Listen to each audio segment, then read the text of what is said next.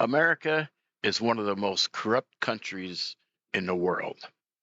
Now, I'm not talking about the Democratic Republic of Congo or Myanmar or Sudan. I mean, amongst Western nations, we are one of the most corrupt.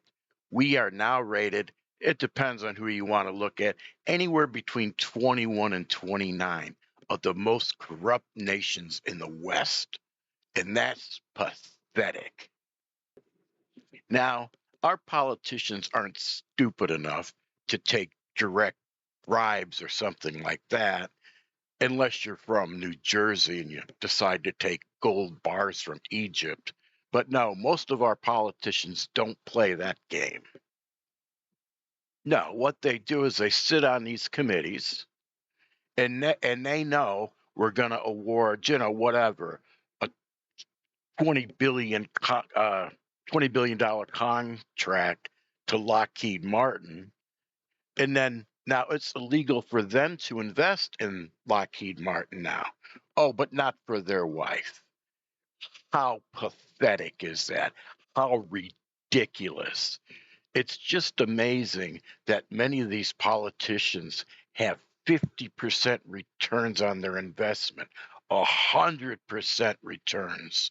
A couple of them are pushing 200% returns on their investments. Wow, you think they're really smarter than everybody on Wall Street?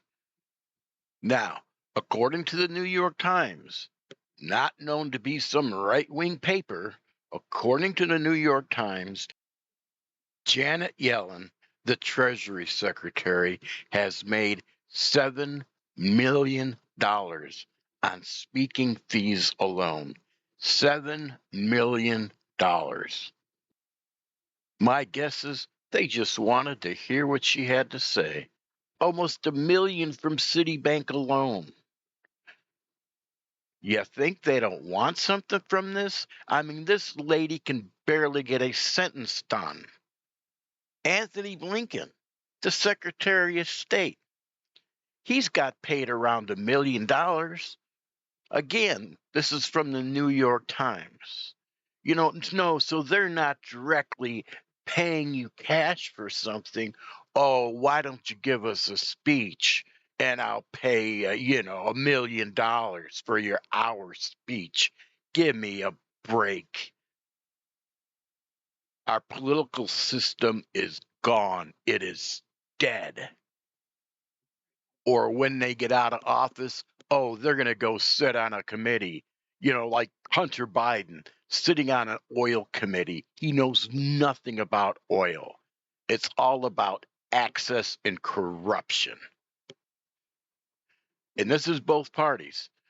I've quoted cabinet members of the Biden administration because that's who's in power now. Now, congressmen, they have to wait their turn. While they're in office, since I don't know, since the start of the 90s, they can no longer accept money for speeches. However, once they get out of office, oh, they have their speeches all lined up already. They've already been promised this amount and that amount and that amount. They just have to put their funds off for a bit. I mean, look at all the people resigning from Congress lately. Some are getting old and some have personal reasons for doing so. Some others know they're going to get their behinds kicked in the next election. But overwhelmingly, they get in office, they jump out of office because there's a gold mine waiting for you. A gold mine. And let's face it, it's almost always been there. It's just never gone this astray from how it started. In 1789, the first Congress, they got paid $6. That was equivalent to, I think, like $147 in today's money. But that only lasted for a couple of years. If you like these short rants, please hit the like button and subscribe. Thanks for listening.